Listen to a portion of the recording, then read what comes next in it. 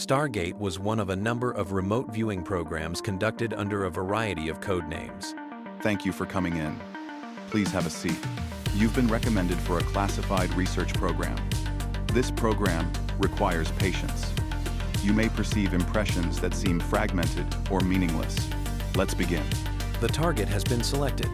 You have no prior knowledge of it. Your task is to describe the target associated with these coordinates. Move to the target now. Describe your first impressions. Don't analyze them, just report the raw perceptions.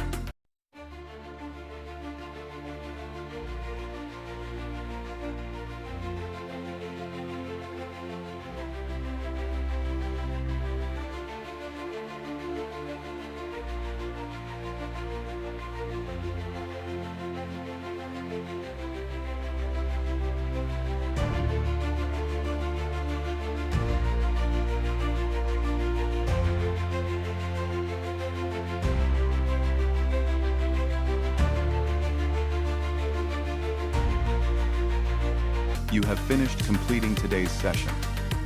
Let's review what you've recorded while the impressions are still fresh. Thank you for your time and your contribution today.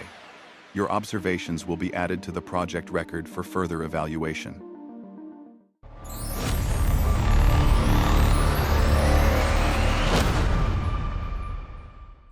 Dale, I just want to first of all say thank you for sitting down with me. I greatly appreciate it. It's like an honor for me to sit with you, and you take time out to sit with me. It's truly an honor. Glad to sit with you. Yeah. I'm going to talk a little bit about a few things about you first. Okay. All right. Dale Graff is a physicist, aerospace engineer, author, and one of the most prominent figures associated with the U.S. government's remote viewing research programs, eventually serving as director of the military's Project Stargate. Dale has years of experience with aerospace corporations as an aerospace engineer, including the Gemini space program, and 30 years with the government's intelligence organizations, including the Defense Intelligence Agency. Since his retirement, he has been involved in PSI research and facilitated workshops on remote viewing and precognitive dreaming. He is a key presenter at international conferences. Dale has two books, Tracks in the Psychic Wilderness and River Dreams. The books discuss remote viewing, ESP, precognitive dreaming, synchronicity, and his years working within the government program. Dale coined the code name Stargate for the program and was involved with it longer than any other military-affiliated participant in its 23-year history. For someone interested in paranormal research and consciousness studies, Dale is often viewed as one of the key historical figures bridging government-sponsored remote viewing research and the modern remote viewing community. Like I said, it's... Well, that was an incredible introduction. I appreciate that. Like I said, Okay. I greatly appreciate you doing this. Okay. I appreciate all the years you put in Okay. your studies. Yeah. Can we start with like your childhood, where you grew up, and if you were interested in science type stuff early on? Okay, these are, I've always thought about this too. What influence did childhood have on what I eventually did in life? You know, many times we don't know what direction we're going to be going in until really quite late in life. But in terms of my background, I grew up here in this area in Pennsylvania, in Windsor Township on a farm. And it was sort of an isolated farm, and, you know, it's quiet, and I had time to walk around the meadows and think about things. Like this one here. Yeah, sure. So, yeah, I had that natural environment, and, you know, just being in nature and seeing the cycles of life and being around, you know, the living and at times the non-living animals. So, yes, I had that initial background in the nature. But when I went to high school, I became interested in science, and I always had a fascination for airplanes and flying. And built model airplanes, and fooled around with little toys that I could then throw around in the sky and see them glide. Yeah. So that led me to go into aeronautical engineering at Penn State, and enjoyed that curriculum. And when I got out of that, I moved to the aerospace industries, and It was through some experiences as a child. You know, I had dreams that tended to come true. I didn't have the language of precognitive dreams at the time, but later on, when I could see that I was not, you know, arriving at this information by guessing that it had come from some other source. It had to be a precognitive kind of dream. And I left that to sit quietly for years, and it didn't really come back to my reality until I had some traumatic experiences. And I realized that there are things that happen to us in life that can get you out of trouble, and we really don't know how we got into the trouble, but we certainly don't know how we got out of it without any kind of intuitive assistance. Right. So I went through that, and I had experiences in my other interest, which is wide water canoeing, and I did a lot of canoeing in Canada and had some close escapes there with the water, and you know, hypothermia and that kind of situation. So that led me into taking a deeper look at this area. And I eventually, just because of my position when I joined the aerospace, when I joined the intelligence community, my responsibility was preparing transit forecast documents. And in one of my investigative efforts, I uncovered Soviet work in ESP, and I wrote a paper on that. And the commander liked it and said he followed the topic. And I wrote a couple of more little papers and finally published a report for the Defense Intelligence Agency. At this time I was with the Air Force in the Foreign Technology Division in Dayton, Ohio. And that led eventually to me being connected with the remote viewing research team at the Stanford Research Institute in Menlo Park. So that's sort of how I got into the field. It was not exactly a direct path, but I managed to get in there somehow. Definitely the path that you're meant to be on. Yeah, I guess so. Yeah. As far as remote viewing, who coined that term? Why is it called remote viewing? Who started saying that? Now, we have different terms in the field of psi, and psi is a 23rd letter of the Greek alphabet that represents a variety of psychic things, intuitions, precognitive dreams, waking state impressions of things that might happen or that you can describe at a distance. But the term remote viewing was coined by Ingo Swann in New York. He's a New York artist, and he did an experiment with one of the organizations that studied psi phenomenon, and he did real well, and he described objects that were in a box or in a position that he couldn't see. And he came up with the idea, or the term, that he's remotely seeing it somehow. It's sort of a carry-on of the older term, clairvoyance, which was clear seeing, an old term coined in the French research arenas. So it was Ingo Swann that coined that term, and it caught on, and it fit what we were doing at the Foreign Technology Division, because we were involved in collecting intelligence data through different sensors, remote sensors we had, called that. Sensors in airplanes, sensors in a satellite. These were remote sensors. They were straight technology, cameras, infrared equipment. So it fit in, the idea of remoteness, of remote seeing, remote viewing. It kind of blended together in terms of what we were hoping to do in the intelligence community.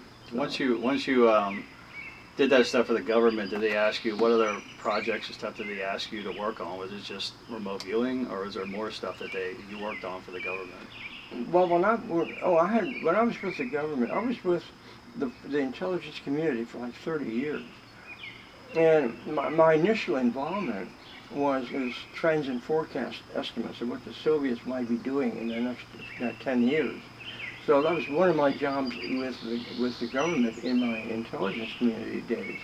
I also became quite involved in advanced sensors as well, the traditional technology types, the electro-optic equipment, and so I became quite involved in evaluating Soviet equipment.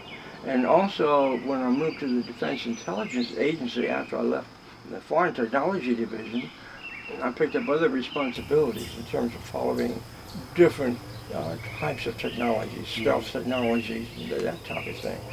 So my involvement with remote viewing and the Stargate program was came late, fairly late in my career. Okay. And it was in addition to all the other tasks that I was doing at the time. Okay. Do you work with both the Air Force and the Army, or was it all the Air Force type stuff? Well, initially, when I became involved with this topic, it was all Air Force. That's where the situation, that's where the effort was located. That's where I was located. And I didn't know about the Army involvement, which came in a few years later, until I started traveling around, until they heard what I was doing at FTD. So at that point, I expanded my contacts and worked with the Army and other organizations.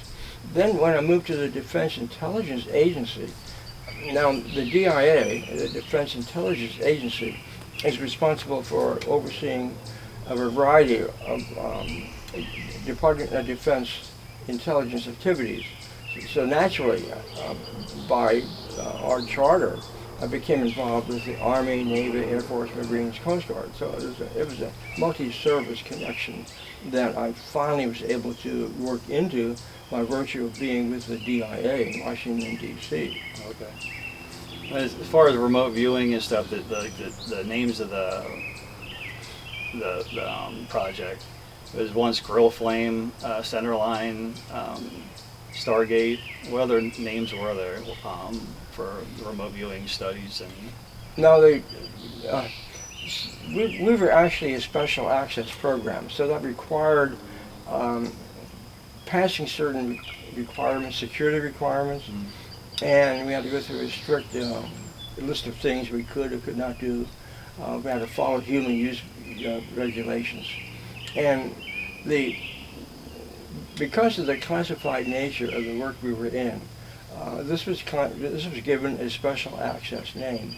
Now the Army, when they set up the program, did have the names you mentioned, and because of the procedures involved, a special access name has to be altered about every 2 or 3 years. That's why you see so many names. Because when somebody finds out about it, or it's not a secret anymore, they have to change the name to keep it secret. It's to make sure that if there's a leak in the what we're doing and the word gets out, that it can't be traced after that because it doesn't exist. It's been eliminated. And so the names you mentioned earlier are for the Army group that was set up at Fort Meade, Maryland. Now, when I was transferred to that unit later on in 1990, I developed the name Stargate. It was not in the usual book of names we had to choose from. So I had to develop a new name. I liked the name Stargate. It came to me kind of in an inspiration one night, driving home from the office and going through the fog and seeing a light come through the sky. You know, it's a good name, Stargate. You know. But I had to get it approved through the Secretary of Defense office because it was not in the code book. So I was able to do that. So Stargate is the last name of the activity of the government unit that was set up to apply remote viewing in intelligence projects. When each name change, did anything change in the studies, or just was it basically all the same? Just change the name to keep it secretive? Yeah, the names were just name changes. It didn't change anything in what we were doing. So that was just a procedure. It was a routine bureaucratic thing we had to go through. Did it pretty much keep the same people in it, or was there throughout each name change and throughout the time you were in it, was there different people involved with you, or was it mostly the same core people? Well, the staffing varied. Initially, we selected from the Army people. And of course, the Army or any military individual needs to transfer almost automatically every couple of years, maybe 3 years at most. So initially, we did have a big turnout. A few people stayed longer. They were able to be reassigned, but usually it was a cyclic thing. That people would come and go. But toward the latter part of the program, we were able to achieve more of a consistency, and the individuals were on board a lot longer. Now, we brought in some civilians, so they were not under the same requirement as the military people. How did you, what was the criteria for you guys to bring somebody in, like civilians and stuff? What did they have to go through, or what was the process for them to be picked? Now, the question comes up, how do we locate people for this kind of activity? It's a special access activity. You can't go out and advertise. You can't put we're on a notice in the Washington Post. Yeah, right. One of the remote viewers. That would blow the cover totally. So initially, it was really close hold. The first group of people was selected through a sort of an evaluation process. The personnel rosters were searched in a certain Army group for individuals that had an intuitive or creative sense. They were filtered down to people that really felt they were intuitive before they were given what we were doing. And, okay, you are an intuitive, creative person. Would you like to work on a project that is working with this phenomenon, this ability we call remote viewing? So from 125 people, it moved down to 5 that said, yes, we'll do it. So that was our core group initially. Do those people, or you, or the whole group have to sign like any kind of NDA, a non-disclosure agreement that it wouldn't get out and to keep it secret? They weren't allowed to talk about it? Well, the requirement to get into the program is pretty strict. We have human use requirements to follow, and that allows the individual to get out any time if they want to leave the program for whatever reason, illness or they don't like it or whatever. Mm-hmm. So we had that in there because that's a routine requirement when you have to work with the human use review board. So that was a given. They could leave any time, but they also couldn't tell what they were doing. You had to guarantee secrecy. Afterwards, and of course during, but certainly afterwards as well. How do you think the secret got out? Like they had to change the name. Who found out, or was it the Congress, or how did they find out? Okay, the duration of the program. There are 2 aspects to the program. One is the research side that was performed at the Stanford Research Institute. And a lot of that work was not even classified, so it was not in a special access program. And it was generally secret or confidential material that they worked on.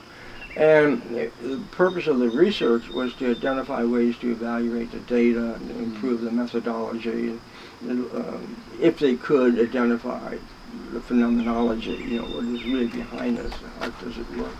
The question that still goes on, by the way, and this is not going to end for a while.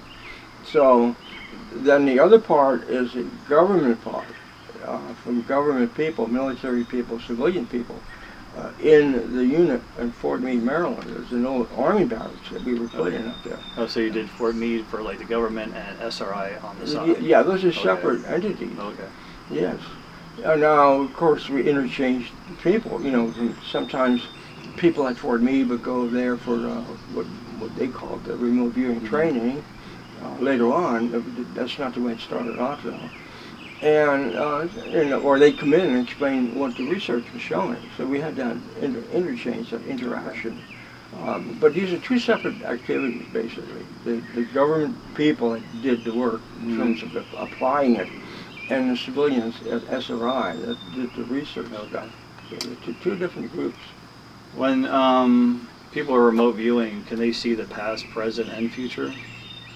Initially, we weren't sure about that because the original idea of remote viewing was an individual had this ability to perceive a distant location. That's why it was called remote viewing. Mm-hmm. And the issue of time didn't come up initially. But as we moved into the program, and did more work, did more research, and even got into the applied side, you could tell there were instances when the future information came through. It was information that didn't exist now, but you found out later that it was valid and it related to the task. But it didn't exist at the time you did it. Okay. So that was the future part.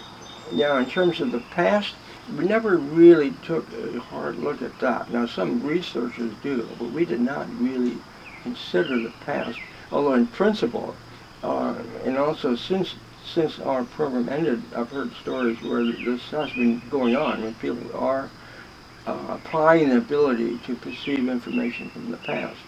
So yes, past, present, future. So it's like everything is exists now. Like we live in an eternal now. Yeah. And that the idea of past and future doesn't make a lot of sense when you talk about this phenomenon.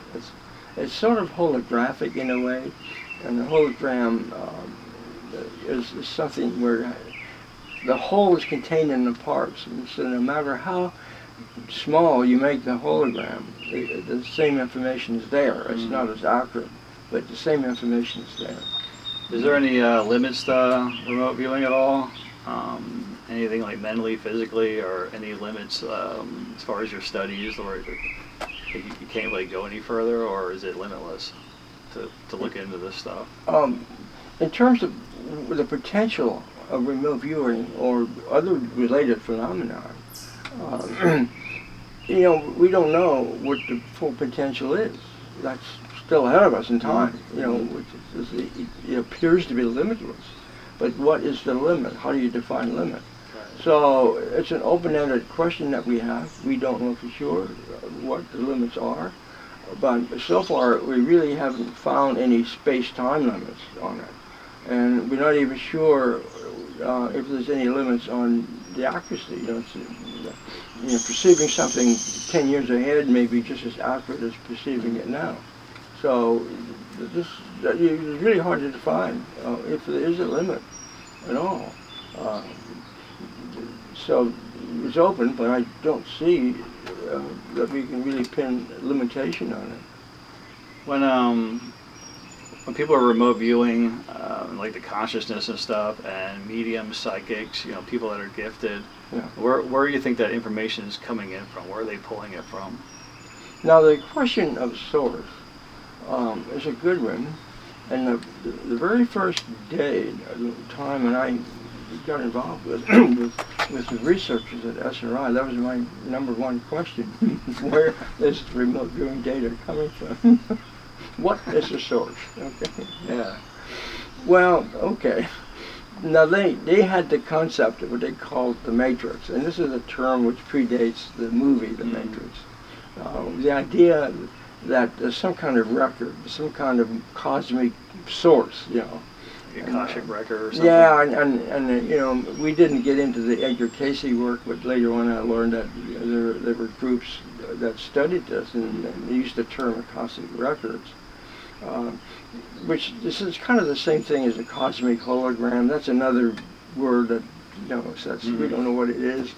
So, you know, where is the source? You know, there's a question that's not yet, that we can't really answer. We just make assumptions that, okay, it's like that. Some of this sounds metaphysical. Some of it sounds fuzzy. Or you can go to quantum physics language, which is even fuzzier. So, you know, the non-local. This is the non-local source. So it's there somehow, and it's available. It's somehow our minds, or brain mind, can access this source, whatever the source is. And some individuals put different interpretations on that. You know, it could have a spiritual twist, or it could be a non-spiritual twist in terms of how neutral you use the terminology. Get your thoughts on free will versus predestined. It's interesting. I just got through reading a little paper on that. It's one I read 10, 15 years ago, and I reread it before coming here, because it's a puzzle. Precognition, the ability to perceive the future, which we were able to do in individuals that work with dreams, you routinely have precognitive dreams. So it happens, it's real. But if you can perceive the future, then is the future fixed? And if the future is fixed, then it's like fate. It's like it's predetermined. Okay. I have a question on, like when the stuff comes into remote viewers, just hypothetically, I know you you didn't do it this way, but hypothetically, if you and a couple other guys were talking about the target, where it was or whatever, the target number, and the remote viewer comes in and they concentrate or close their eyes or whatever they do, and they pick up on the same things you were talking about, what the target is, are they picking up from the target number, or are they picking up from what you guys put out there in the collective, or what I call the collective? One of the second questions I had when I became involved in it, when I had the question of source, how do we know if it really is information from a larger hologram or whatever record in the universe? Well, this is why we went to what we call double-blind experiments, where nobody in the experimental situation knows the answer. So we eliminate that link in the experimental situation. And because we do that, we're confident that the information is not coming from somebody in the environment that we know. And also the numbers are, the random numbers that we assign to a target are basically meaningless. But they have meaning at a psychological level, because it gives you something to focus on that's not of the target, just numbers. But it's sort of a way, it's like an address. You don't need to know exactly what the numbers mean as long as you get to the right place. I was going to ask you something about that. Do you have to give them coordinates or a target number, or how does that work with how they see what the target actually is? How does that correspond to what the target is in the envelope or whatever you're looking for? How does a target number or a coordinate or something affect that? It's the numbers that we use. Initially, we had more accurate numbers, like a real geographic scene or place. But there's so much criticism of that that we abandoned that. And you didn't need it. The critic would say, well, somebody can study a map of the world and know what places are like. You give it a number, and you know it's going to be an island or a lake or whatever. So we got rid of that because we didn't really see the need for that as we moved along. And we still needed to have some kind of cueing, some kind of concept that would allow people's subconscious mind to say, yeah, well, there really is an objective. And this number is sort of like a guideline toward that objective. Who makes the number, the target number? Where does that come from? The number is doing target numbers. Just pull a random number out of the random number table, or just sit down and use some sequence that's meaningful for record keeping. When I do experiments, it's not particularly a random number. The number itself is based on date information. It looks random to the individual. And I might have random numbers tossed in there, but the number itself becomes a bookkeeping method as well. So it serves two purposes. And by just, in fact, you could probably do without the number and just say that the word target is all you need. Okay. Define the objective, even though the people in the environment that you're in don't know what the details of the objective is. Somewhere you have to have a general idea. You're looking for something, but you don't have to tell the individual where or what it is you're looking for. I have a couple questions about just the government in general. When you did stuff with the government, is there other governments that are doing the same stuff, like studies you did, like in Russia, China, whatever? Are they doing remote viewing and the same kind of, studies you're doing? Do you know of?